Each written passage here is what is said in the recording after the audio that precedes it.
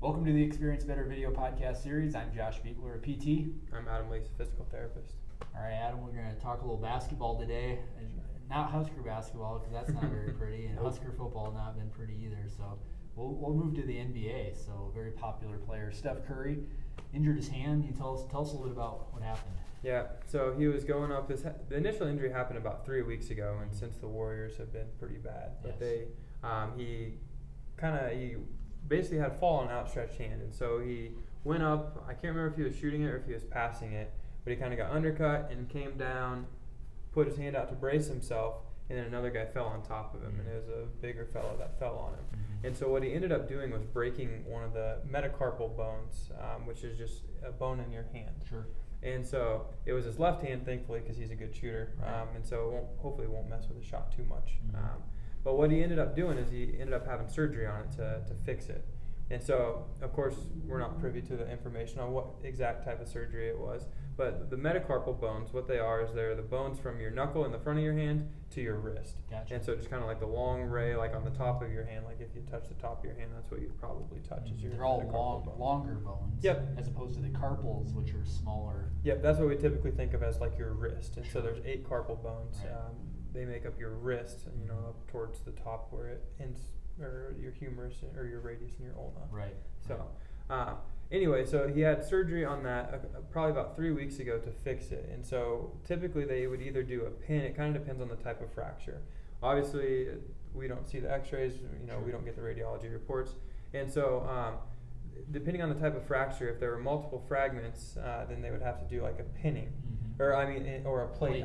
Yep. And so that way you kind of bring everything back together, almost like if you took a pretzel, broke it in half. If it's a clean break, you can just stick it back together. You'd stick a pin in it, a small pin, obviously, and then it would make sure that everything is realigned. They recheck blood flow, make sure that everything looks like it's healing via X-ray, all that good stuff. But with a plate, if you took the ends of it and then smashed it together, it wouldn't fit together normally or how it should, and so that's where you'd have to use the plate. Gotcha. And so with them doing a hardware removal, it was probably a pinning. Sure. I would imagine. Yeah. And so a couple days ago, he had the hardware removed, which they just go through, take the pin out, assuming that everything was looking good with the fracture, it looks stable, and there's no signs of complication. They'd go through and remove that screw, and then hopefully, a month or two later, he's able to go back and play. Sure. I think that he released a report last week saying that he is expecting to play by the end of the season, and so as long as everything goes okay. But that bones in the hand, just fragile bones, they're not very big bones, and he's not a very big guy, but when someone falls on top of you and you got your arm outstretched, you can see how it would potentially fracture, potentially break. Yep. And so that bone certainly has more movement and mobility than the carpal bones, because those carpal bones just kind of butt up against each other. But really, to your point, shouldn't be a ton of rehab or a ton of a lot of work that needs to take place that he should be able to get back to his normal shooting form, and be able to get back to doing the things that Steph Curry does. So. Yep, you wouldn't think so. Every hand movement is probably going to be a little bit sore for a while, but just gaining his mobility and dexterity and his strength back in his hand would be the main issues. Very good.